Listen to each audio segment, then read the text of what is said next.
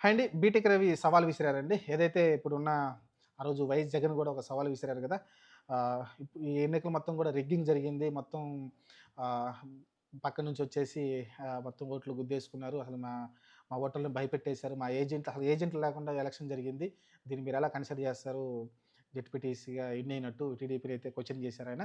ఇంగా చూసుకుంటే కేంద్ర బలగాల మధ్య అయితే ఈ ఎలక్షన్ జరపాలని, మళ్ళీ రీపోలింగ్ చేయాలని అయితే ఆయనైతే కోరడం చూసాం. దాన్ని స్వీకరించారు ఎవరు? బీటెక్ రవి. ఎవరైతే ప్రస్తుతం ఎమ్మెల్యే ఉన్నారో ఆయనైతే స్వీకరించారు. బీటెక్ రవి భార్య కదా! లతారెడ్డి గారే జెడ్పీటీసీగా గెలిచారు అక్కడ పులివెందుల్లో. ఇప్పుడు చూసుకుంటే బీటెక్ రవి గారు సవాల్ చేశారు.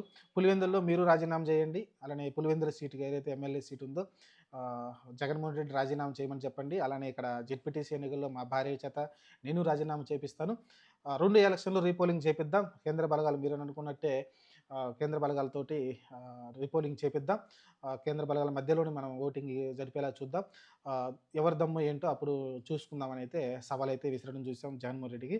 మరి దీనిపైన వైసీపీలు ఎలా స్పందిస్తారో చూడాలి. తెలిసిందే బీటెక్ రవి ఇంతకుముందు కూడా చూసాం.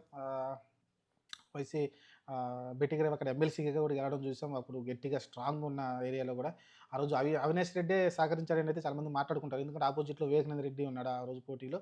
వివేకానంద రెడ్డి ఓడిపోయి బీటెక్ రవి గెలవడం చూసాం. కానీ ఆ రోజు అవినాష్ రెడ్డే బీటెక్ రవికి సహకరించారని అయితే చాలామంది మాట్లాడుతూ ఉంటారు. సరే అది ఎంతలోతు నిజముంది పక్కన పెట్టేస్తే ఈరోజైతే సవాళ్ళు, ప్రతి సవాలయితే నడుస్తా ఉన్నాయి. జెడ్పీటీసీ ఎన్నికలు రీపోలింగ్ చేయాలి కేంద్ర బలగాల మధ్య అన్న జగన్‌కి సవాల్ విసిరాడు బీటెక్ రవి. "నువ్వు పులివెందులకు ఎమ్మెల్యేకి రాజీనామా చేసిరా.